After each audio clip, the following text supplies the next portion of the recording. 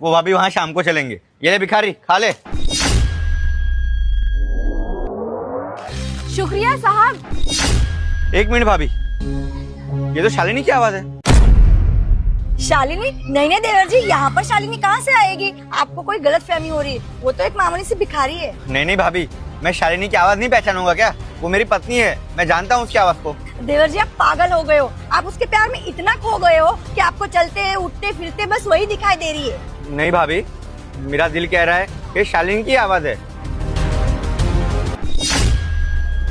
देखा भाभी, ये तो मेरी शालिनी है, मैंने बोला था ना आपको। लेकिन ये यहाँ कैसे? देखिए ना आपको इसकी क्या हालत हो गई है। भाभी आप मेरा एक काम कर दोगे, आप उसको जाकर पूछो उसकी हालत कैसे हुई। नहीं, मैं उस धोखेबाज औरत से कोई बात नहीं करूंगी। ठीक है भाभी, आप नहीं जाओगे तो मैं जाऊंगा।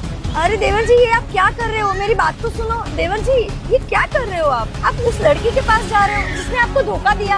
अरे देवर जी मेरी बात तो सुनो। देवर जी जी सुनिए।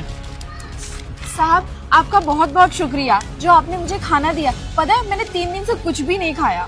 भगवान आपको हमेशा खुश रखे साहब। आप मुझे एक बात बताइए, आप तो अच्छे खासे घर से दिख रहे हो, तो आपकी ये हालत हुई कैसे? हाँ साहब, मैं बहुत बड़े घर से ही हूँ, लेकिन अब इस दुनिया में मेरा कोई नहीं है, इसीलिए मैं सड़क पे बेसहारा भीख मांगते हुए घूमती हूँ। लेकिन ऐसा कैसे हो सकता है?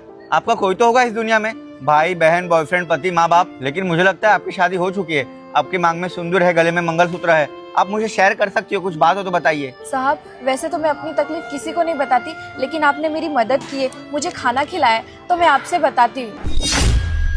बहुत अच्छा हंसता खेलता परिवार था मेरा, बहुत अच्छी खुशहाल जिंदगी जी रही थी मैं, और मेरे पति भी मेरे से बहुत प्यार करते थे। लेकिन एक दिन हमारी खुशियों को किसी की नजर लग गई और प्लेन क्रैश में मेरे पति चल बसे।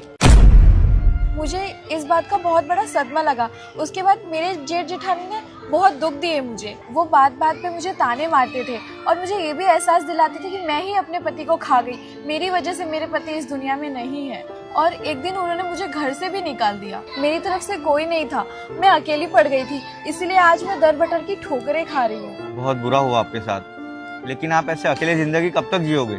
आप दूसरी शादी कर लो। नहीं साहब, मैंने जिससे प्यार किया उसके अलावा मैं किसी और की कैसे हो सकती हूँ? मैं अनाथ हूँ साहब, मेरे माँ बाप भी नहीं है और मेरे पति के अलावा मेरा कोई भी नहीं था इस दुनिया में। मैंने ठान लिया है, मैं उसकी याद में पूरी जिंदगी निकाल दूंगी, भले ही मुझे भीख क्यों ना मांगनी पड़े। मुझे आप एक बात बताइए, अगर आपका पति आपके सामने आ जाए तो आप क्या करोगी? ये किसी चमत्कार से कम नहीं होगा साहब, लेकिन अब आगे जो हुआ वो देखने से पहले ए मेरे अल्लाह उस इंसान के माँ बाप को हमेशा सलामत रखना जो इस प्यारी सी फोटो को लाइक करके चैनल को सब्सक्राइब करें और कमेंट में अल्लाह लिखें।